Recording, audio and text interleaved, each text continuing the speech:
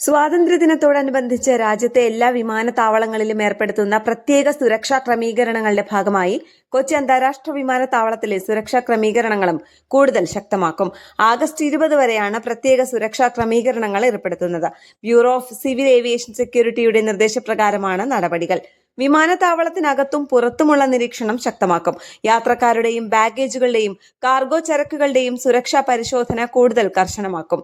പതിവ് പരിശോധനകൾക്ക് പുറമെ വിമാനത്തിൽ കയറുന്നതിന് തൊട്ടു മുൻപ് ലാഡർ പോയിന്റിൽ സുരക്ഷക്കാർക്ക് അധിക സുരക്ഷാ പരിശോധനയും ഏർപ്പെടുത്തും. എയർപോർട്ട് പരിസരത്ത് വാഹന പരിശോധന ശക്തമാക്കും.